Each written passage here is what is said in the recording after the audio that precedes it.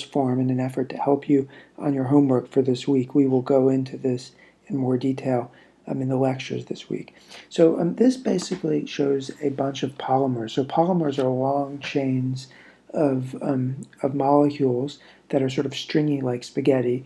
And what you're supposed to imagine with this picture is just like a bowl of spaghetti, these pieces of string aren't bonded to each other in any way, and they can just sort of slide by each other however they want. If they slide easily by each other, then of course this piece of material won't have any elasticity. It won't be able to support a weight. It'll basically just be a bowl of mush. Now, on the other hand, if someone comes along and cross-links the gels together, that is, these little red dots are now places where you can imagine it being glue between the pieces of spaghetti. You can imagine if you glue enough of the piece of spaghetti together, then the thing will be able to support weight, and it will have an elastic modulus, just like a piece of steak or the things we talked about in class last week. And indeed, to that end, there will be an elastic modulus. The bond energy in a gel tends to be of order kT, and L here is the distance between the cross links, and this is the equation for the elasticity, the equation of the week from last week.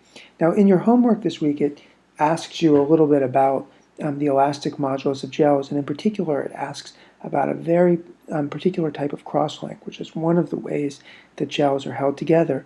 And this is basically from electrostatics. And the way to understand this is as follows. So many polymers tend to have negative charges along them. So this is sort of a sketch of alginate, which is the polymer that will be our most favorite one this week and will be the topic of the lab for this week. And alginate has negative charges along it. Now, you probably remember from high school physics and chemistry that negative charges repel each other, as do positive charges. Charges only attract each other if they have the same charge.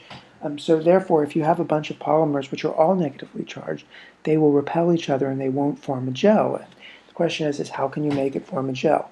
And the sort of simplest thing you can imagine doing is to introduce positive charges. So if you do this, then the little positive ions will come along and stick to the negative charges at various places, and then those parts of the polymer won't repel each other anymore, and that will give them the opportunity to bind and to cross-link.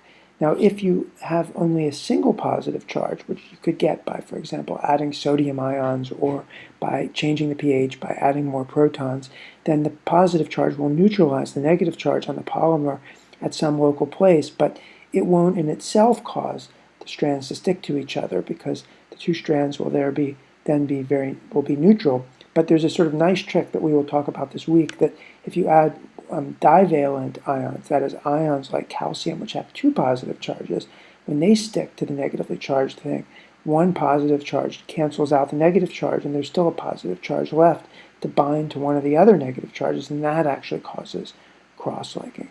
So these are ideas for how you can glue strands together electrostatically, and we will continue to discuss these in class this week.